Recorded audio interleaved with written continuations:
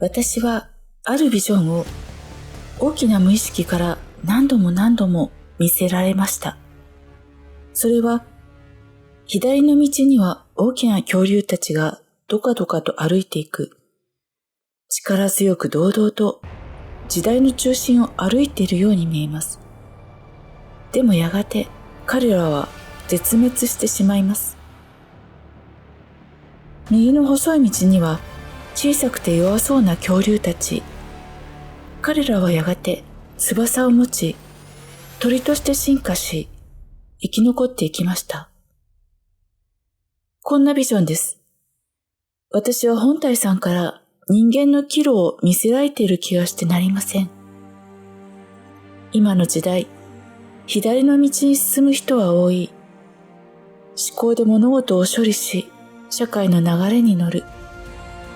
立ち止まる理由がないから、ただただ突き進む。逆に、今の時代にうまく乗れず、辛かったり、社会的に弱いとされたり、ドロップアウトしてしまう人たち。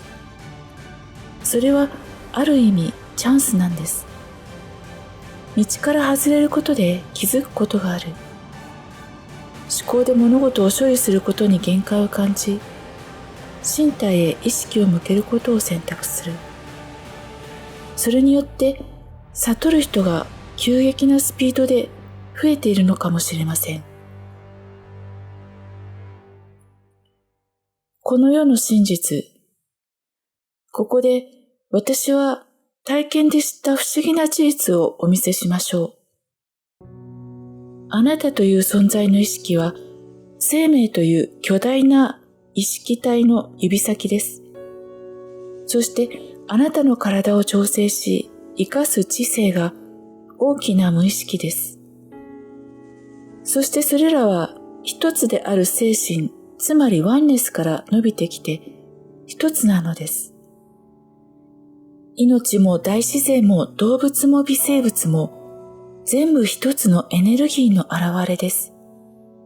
それができるだけ複雑に発展しようとねじれて動いている。あなたもその一部です。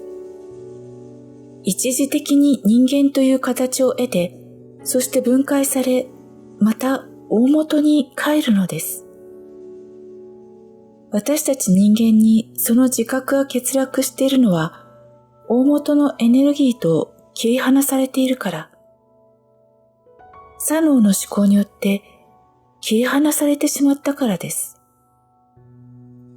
その切り出しが止まったとき、大きな無意識が久しぶりとあなたに触れてくる。これが意識の変容であり、悟りです。大きな無意識とあなたをつないでくれるのが右脳です。大きな無意識に再び出会うと、私が生きていると思っていたのは勘違いだったと気づきます。私が私を生きているんじゃなくて、大きな無意識が私を生きてくれているとわかるんです。大きな無意識があなたの本体なんて衝撃ですよね。なぜ切り離されたかというと、あなたに望んでほしいから。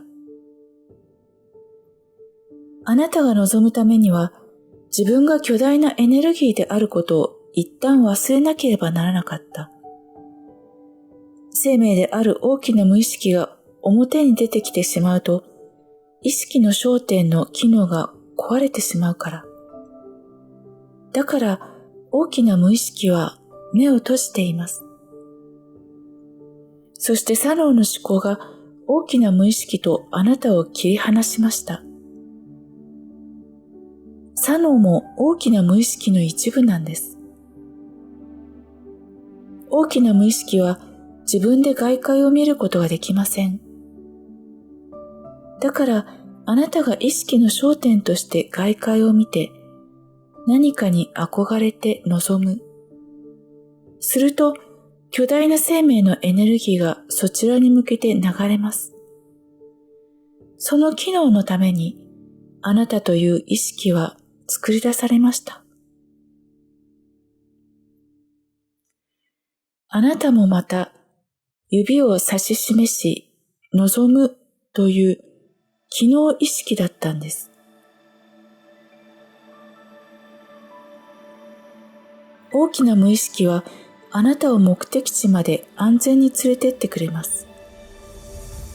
あなたには行き先を選んでナビをしてほしいというわけです。そしてあなたを通して経験したいんです。そう、すべての経験の主は大きな無意識だったんです。爪の先にいる私たち、大きな無意識が意識の焦点は生命の指先であると教えてくれました。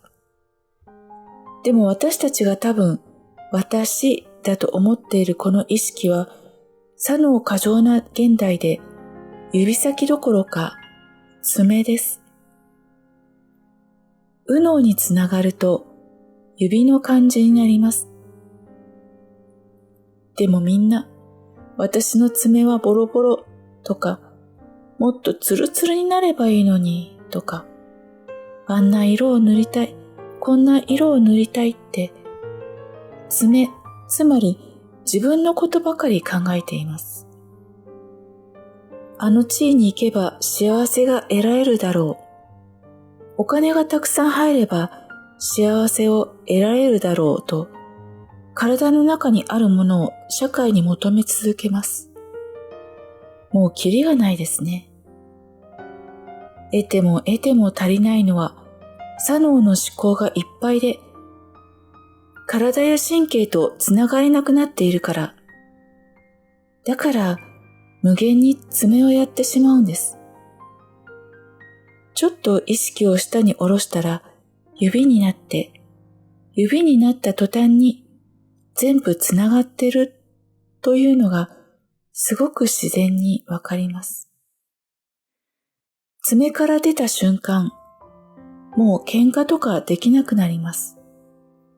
相手も自分で、すべての人が自分でつながっているから、意識がスカートのように広がって、まるで腰から下が海に浸かっているような感じです。